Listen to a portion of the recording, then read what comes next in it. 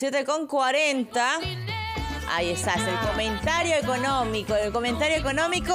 Y hoy nos acompaña el profesor José Luis Nolasco, docente de la carrera de Economía de la Universidad de Lima, quien está con nosotros. Y es que a propósito, Diana, amigos de RPP, de este corte temporal que había anunciado pues el gobierno, CEDAPAL y demás, en zonas de 22 distritos, la pregunta es, ¿el peruano de verdad está cuidando el agua? ¿Hay una forma de ahorro con eso? ¿Cuál es la relación, profesor, de las familias a nivel nacional que no tienen acceso al agua y la economía de sus hogares? Bienvenido. ¿Qué tal? Muy buenos días. Primero que nada, felicitarlo por los 60 años. Gracias. Y bueno, en segundo lugar, sí pues, ¿no? Hay dos cosas claves acá para entender sobre, uno, el acceso y el otro, el consumo, ¿no? En el caso del acceso es... Solamente por dar una referencia, en Lima, 200.000 viviendas en Lima y el Callao no tienen acceso al agua potable. Incluso 15 de los 50 distritos de Lima y Callao tienen incluso una cobertura por debajo del 80%. Ahora, si uno va a nivel departamental, la situación todavía es aún más lamentable, ¿no? Por ejemplo, tenemos a Puno con 60% de sus viviendas que no tienen acceso a agua potable. Huancavelica supera el 80%, ¿no? La Libertad entre 30 y 40% junto con otras regiones similares o aledañas.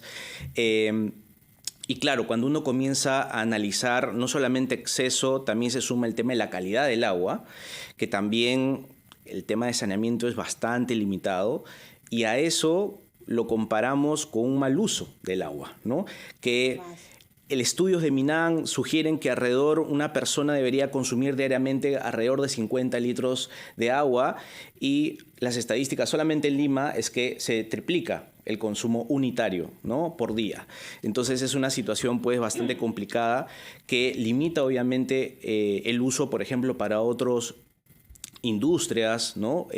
Incluso el sector agropecuario o el propio consumo doméstico, ¿no? Ahora, profesor, usted ya lo mencionó, la brecha con respecto a el agua potable en Lima y en regiones es amplia, pero sí. ¿Cómo es que si se va cerrando esta brecha podemos mejorar las cifras a nivel macroeconómico?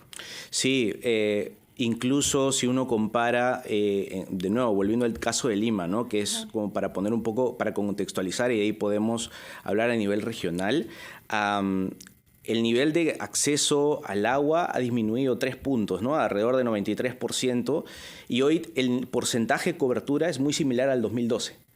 Y eso limita muchísimo a la economía. O sea, hemos retrocedido. Como 10 años. Como 10, 12 años. Ahora, profesor, el oyente que nos está escuchando a esta hora de la mañana dirá, bueno, pues si se ha cortado el agua en Lima o qué sé yo, a mí, ¿cómo me impacta en mi economía? Valeria, yo tengo agua siempre. O de repente otras personas dicen, yo tengo agua por horas, porque también hay familias que solamente tienen por horas.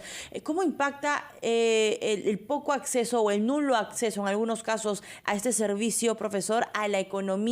Probablemente no en el corto plazo, o quizás sí, y en el largo plazo, ¿cuál es el efecto? Entre el corto y mediano plazo afecta mucho a los temas de salud, ¿no? Y eso de alguna u otra manera va a estar linkeado con la pobreza, ¿no? Y eso es algo que ya hoy en día se habla mucho de que la pobreza este año y probablemente el próximo va a seguir incrementándose, y si a eso se suma daños por el lado de la salud, pues obviamente la situación todavía es mucho más complicada, ¿no? Y el sector de la agricultura también súper afectado, ¿no? Porque no tienen problemas de irrigación, ¿no? Y eso obviamente complica ese sector, ¿no? Que ya está dañado este año, ¿no? Ok, menos irrigación, es decir, menos agua, menos hectáreas productivas, ¿no? O cosechadas, menos alimentos que se producen, menos alimentos entonces que llegan a los mercados y por ende una subida de precios. Sí.